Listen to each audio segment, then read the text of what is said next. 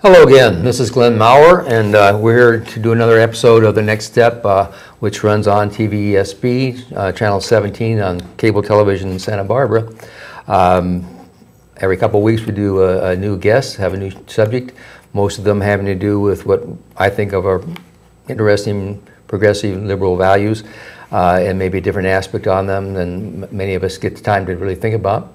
And we're fortunate in many regards that we have some people here in the community who are really up-to-date, cutting-edge kind of folks in the area of green politics, progressive liberal politics, and one of them that is going to be with us today is Ben Manske. Ben is the founder, I think, and current president of a group called the Liberty Tree Foundation for the Democratic Revolution. Lovely title. It's poetic. And a lovely logo, which we'll have on the screen in a bit. I know that some of the logo is actually so, is that reference to the idea, was it Tom Jefferson about the Tree of Liberty, or Tom Paine? Well, both reference the Tree of Liberty. And in fact, the Tree of Liberty, the Liberty Tree, was an actual tree on Boston Common. It was the rallying grounds for the revolutionaries of the 1760s and 1770s. It's a spot from which the marches that became the Boston Tea Party, the Boston Massacre, the famous events that instigated the American Revolution took place. And it became an international symbol of democratic republicanism in the late 1700s. So there were trees of liberty that were planted or consecrated all across the colonies, in the English colonies, then around the world, in Haiti, in Ireland, in France, in South America, in honor of the original Liberty Tree, which the British troops cut down when they reoccupied Boston. So we're part of that tradition. It's a living tradition. And one of the quotes is that it's watered with the blood of patriots. Right, that was Jefferson. The Tree of Liberty must be watered from time to time with the blood of patriots and tyrants both. Oh. Well, so it's a significant, meaty, meaningful idea. It's not just, I think it's not just a platitude. I mean, it has some, and of course it's a concept that is adopted also by people on the right-hand side of the political spectrum. Yeah. So that's interesting. If people want to get a hold of Liberty Tree, they can do so by contacting the libertytreefoundation.org and see what the work does there. But before they do that, let's spend a little time talking with you. You're at UCSB now. That's correct. Studying and teaching? I'm studying and teaching. I'm working on a doctorate in sociology. I have a background in law, as you know. So my purpose is to end up on a law and sociology, maybe a history faculty somewhere, so I can continue to do some of the research and the work that I've been doing all these years. Tell people about those Liberty Trees all over the world. Sure, That's exactly. the kind of thing that brings history alive. I was going to be a history major also. That was my original thought before I went to law school. You went to law school and now you're going back into sociology and history, yeah. Absolutely. So the name of the group, being for the Democratic Revolution, what is the concept there? How does that hone the kind of things that the Liberty Group is interested in? We are carrying forward the tradition of radical democracy in the United States, that tradition which has really brought all the good things that most of us identify with America. That tradition was carried forward from the 1770s into the expansion of suffrage, expanding suffrage, the right to vote, to those who didn't own property, because it was the case that most people were not allowed to vote, even white men, at the time of the Revolution. Then abolition, women's suffrage, all these movements to expand the circle of standing, expand who is considered a person in this country, to ensure that the real people, we the people, really became meaningful. So that's what Martin Luther King was referring to when he said that he'd come to cash the check when he gave that address at the Lincoln Memorial in 1963. He was referring to the promise of democracy. And so for Liberty Tree today, what we do is we work to build on that tradition, to remind people of the radical democratic tradition that we are part of, but also to instigate pro-democracy campaigns today in every area of American life so that we can make the democracy movement in the United States real and powerful, because we really need a functioning democracy in the United States, and we don't have one right now. No, we don't. And I think, just to go backwards for a moment into the historical moment you were referring to, I mean, the radical origins of America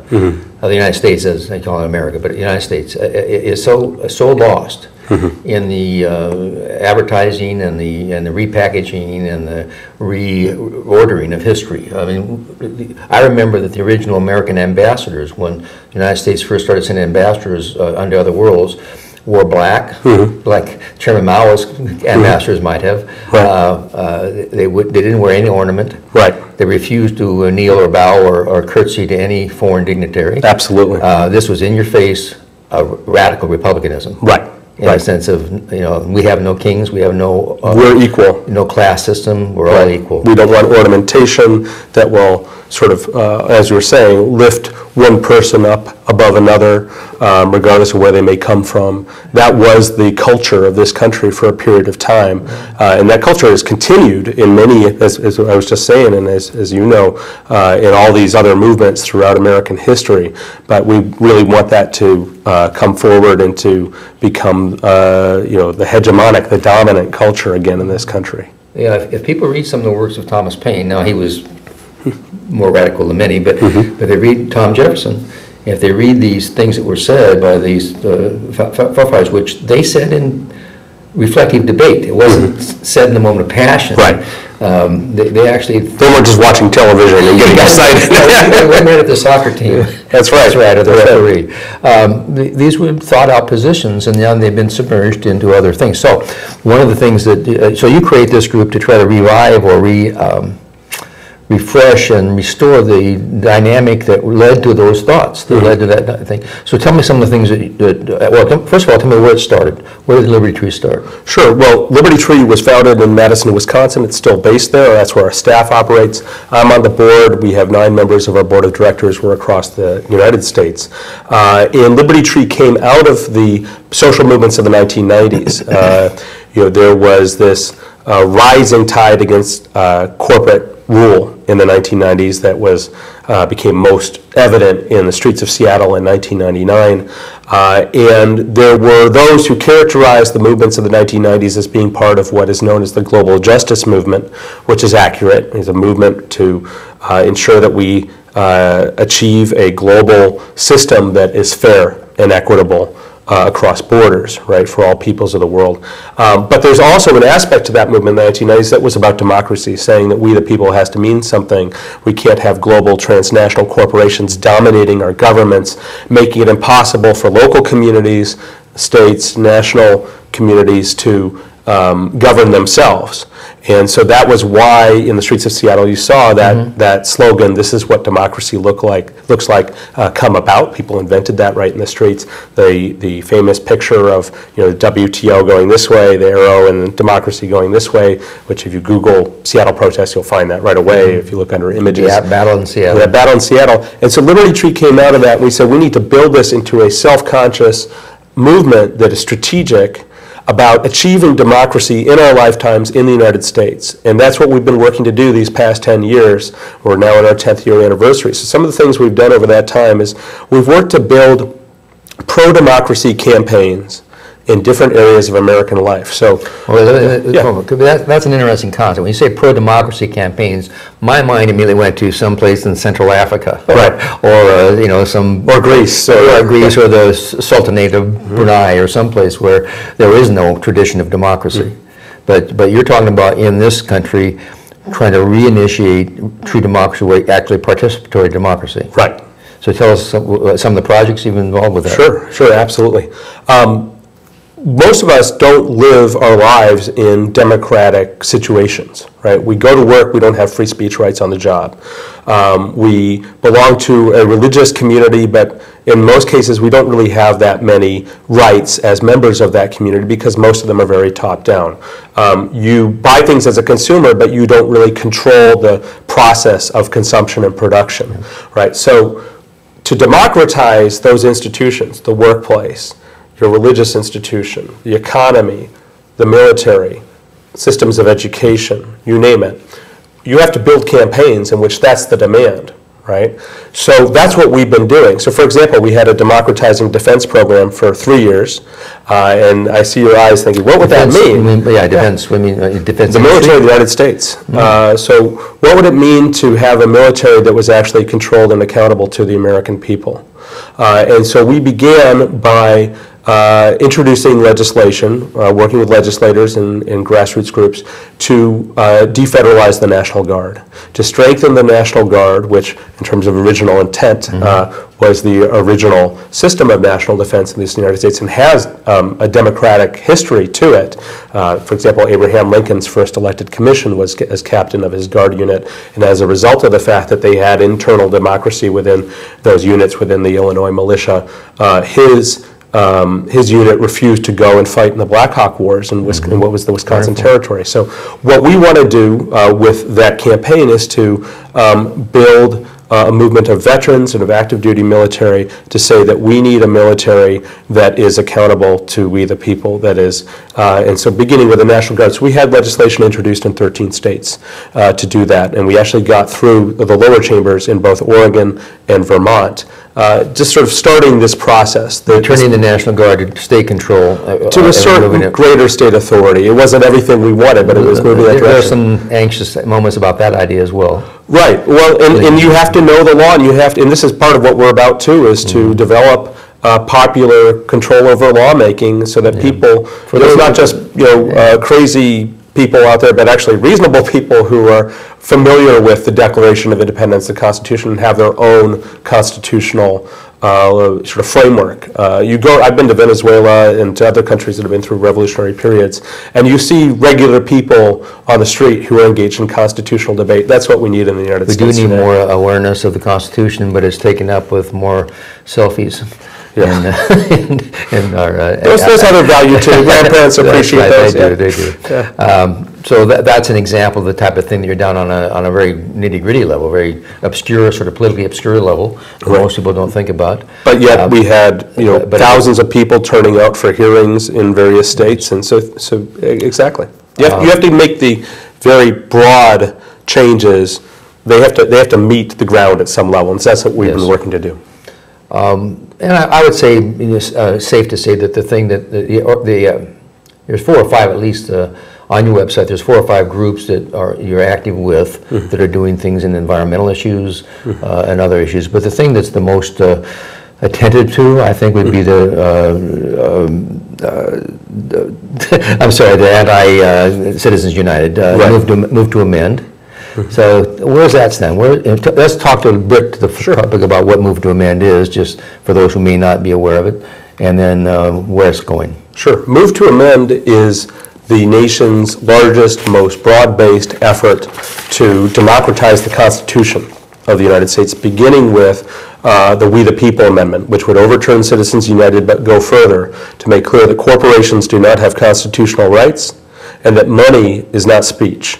And those were 2 doctrines that were enshrined in the Citizens United v. FEC decision. We have on the screen now, I think. There we go. Yeah. There you go. So people can go to movetoamend.org, and this is a broad-based coalition with affiliates all across the country, hundreds of affiliates, that has been successful in building from the bottom up a national movement, a grassroots movement, to demand constitutional reform. You've had actually it's approaching 600 municipalities across the country in which people have voted on resolutions supporting this movement and voted for them. I hope that people understand, when the first idea of a constitutional amendment is raised, I think generally reaction of the public, especially the public in this country that is just not really active. You might be on the streets of Venezuela discussing the politics of the country, but most people aren't here, as you point out. Right. Most people probably don't understand you can amend the Constitution, although they may now, in light of the Supreme Court decision on gay marriage. There are people who are making that argument from the other side. Which is important because that argument is being made. So, is it only going to be one sector of society? It makes it, Let's make it. And this country has successfully amended the Constitution. It has amended the Constitution, sometimes by state initiatives and sometimes by by the Congress. But it's happened, and one of the most dynamic and important amendments was when they took the U.S. Senate and took the election of the senators away from the state legislatures and put it in the hands of the people. That's pro-democracy. You're actually voting for your state senator to go to the Congress. U.S. Senator. U.S. Senator to go to Congress. I meant the senator from your state. You got it. And that was a major who thought it could happen moment. Right. Because corporations ran state legislatures across the nation. Right. The oil companies, And that came out of my home state. That came out of fighting Bob LaFollette of Wisconsin. Progressive Party. That's right. Yeah. Good group of people. We need more of them. So what happens, and just because it's not happening as much as it might happen right now in our lives, it could happen again. And it must, yeah. And it will happen again. Move to Amend then is active in these attempts to get a ground up type of petition to create the mentality that says we can change the Constitution, that says, and to correct the Supreme Court's I have no hesitancy in saying this was a complete misinterpretation of 100 years of U.S. law and history to say that corporations are equal to people in terms of First Amendment rights. But nevertheless, the only way around it right now seems to be to get that Constitution amended to say that isn't so. And it can be done. You say how many municipalities? 600 right now, and you're talking about very small communities, some of which are very conservative, but which have voted, 82%, 78% in favor of amending the Constitution in this way to make clear corporations don't have constitutional rights, that money is not speech, to major cities like the people of Los Angeles, the people of Chicago. So, what is the closest to any state? Is there any state that has actually gotten close to becoming a petitioner or a signator to get, because there's a certain number of states, once a certain number of states initiate the amendment, they can force further action. Is there any state that's close yet? So, Move to Amend has not been focused on going through Congress at this point. It's been building, as you were pointing out, the demand from the bottom up. But there are a number of state legislatures that have passed resolutions supporting this type of amendment.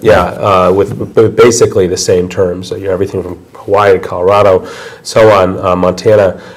Wisconsin is actually the state in which the majority of the people, they're just at this point now, have had a chance to vote on resolutions. And the vast majority have voted in favor. So now, what you're saying, local jurisdictions across the state have addressed this issue on a small, piece by piece. Right, and these have been plebiscites. So these have been votes of the people, not just of the city council or county board. And so what that means is that as they in Wisconsin, and I think California will be getting there, Minnesota, some other states pretty soon, they can go to their electeds, and I know their electeds are paying attention, the members of Congress, and they can see how their constituents have voted. And these aren't just polls, and that will be meaningful. That will be the next test. We have to do that because you can't trust Congress to reform itself. Absolutely not, because they're bought by the corporations that you're trying to take away. The corporations understand that this decision, Citizens United decision, is their Magna Carta, or whatever phrase you might want to use. It's empowering. It empowers them even more. Beyond, I mean, we had a decision to come a few years ago that said Nike was okay to lie in their advertising as free speech. It was free speech protected, but this is much worse than that. Right. So what can people do to help? If they want to just deal with Move On, how would they contact that? Well, for Move to Amend, you can go to movetoamend.org, and you can sign up. And I know there has been some activity in the area here before I got here, but I think that the folks in the national office, which is actually in Northern California, it's in Eureka, California, would be very happy to connect with people here in Santa Barbara County. And they'll send you information. There's all kinds of incredible educational materials there. For the Liberty Tree Foundation, the same thing. You can go subscribe to our newsletter. You'll get bi-weekly updates. Find out about not only Move to Amend, but other things that we're doing and also our partners are doing in the movement. For Liberty Tree right now, we continue to support Move to Amend's work, although that is a separate entity from us at this point. This is how we operate. We nurture things into being. So the first couple of years, the Move to Amend was based in our office, and now it's an independent national organization. That's how we like to do things. But we're working on the global climate convergence. So we're working both nationally and globally to build a movement to say we don't just need climate justice, but we need climate democracy. We need control over the decisions around climate policy because we can't trust international elites to move quickly enough on the climate front, and so that involves working around popular control over energy production and so on. So there's this whole globalclimateconvergence.org. You can go to that website. It's one of our main programs. You can check out the democracy conventions. So if you go to democracyconvention.org, you can see what happened at the first 2 national democracy conventions. The third one is coming up in a couple years, 2017 summer, and these are national gatherings of the democracy movement that we convene. Let's discuss that. This is all the work the one we just finished. Yeah. And how much attendance? How many attendees might So there were 750 people from I think it was 47 states. And so, attended. if we might, people come from various places and meet. Chicago? That was in Madison. Actually. Madison, yeah. And they have some purpose to be there. Right. Do they create a manifesto or an agenda, or how do they express what they're doing? And then after they've expressed this, what would be the next step? So the democracy conventions have some similarities with other kinds of conferences and gatherings, in the sense that some people go simply to learn more, right? Mm-hmm. And so there's a lot of opportunities to get your feet wet, to get trained, to learn about different histories, to sort of empower yourself as an individual. But one way in which they're different is that they are also oriented towards next steps in action.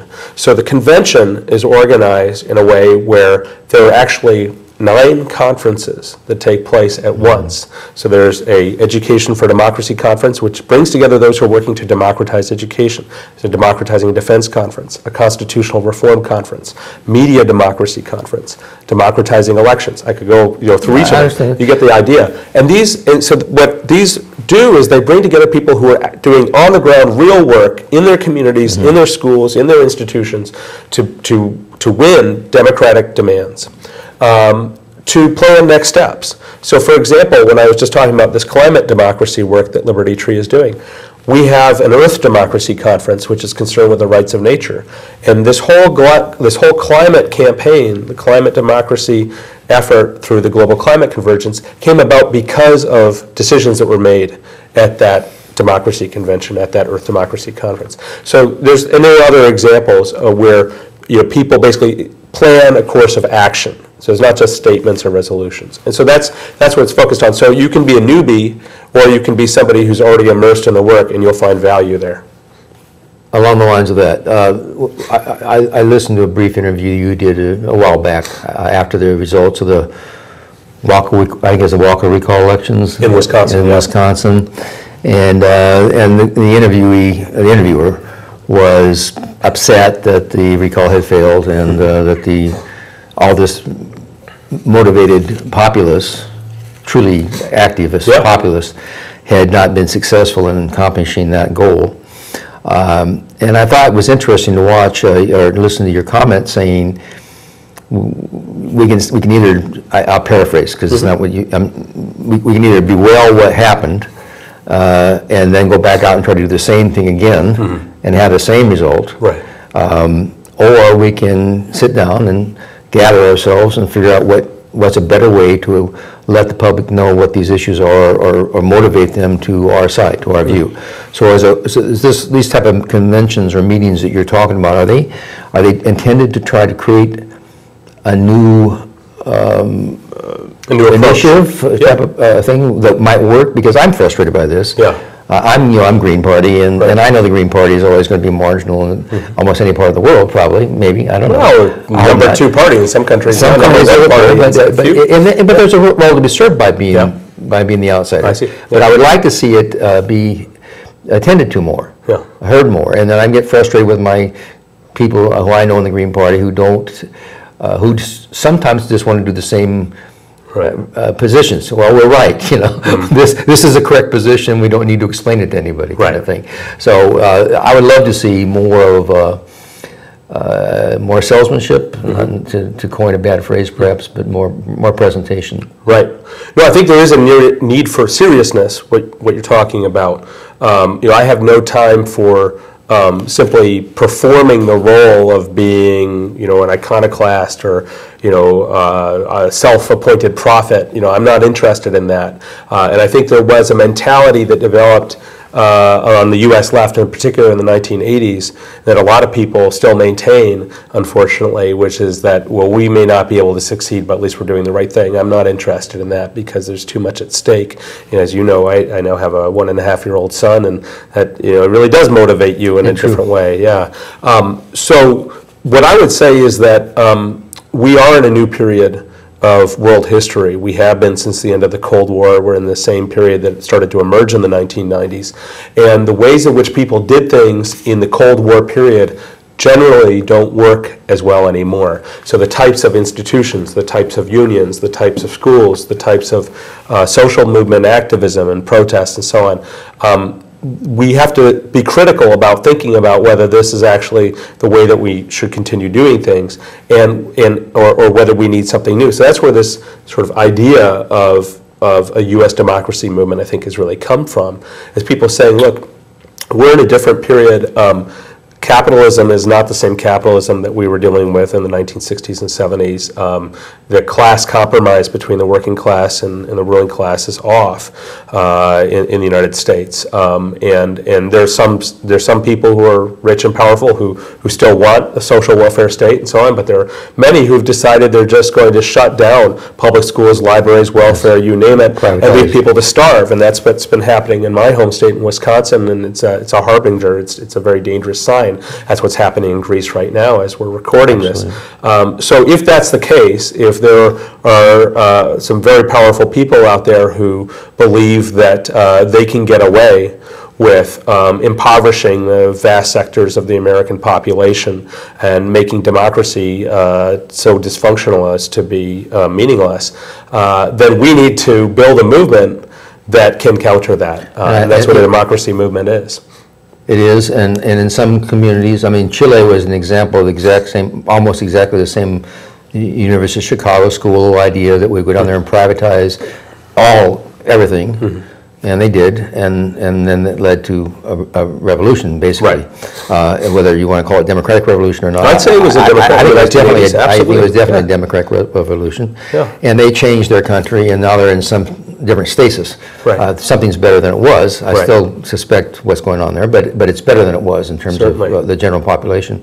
I'd like to see more of that here. The union movement in this country, which is, I know, something we should have time to talk about another day, but is part of this problem. It probably needs reform, but I'm so sad to see the lack of support and attention that the union movement, whatever you want to call it, has in this country, and I'm hoping that somebody can make people understand how important the rights workers are to band together and speak for each other.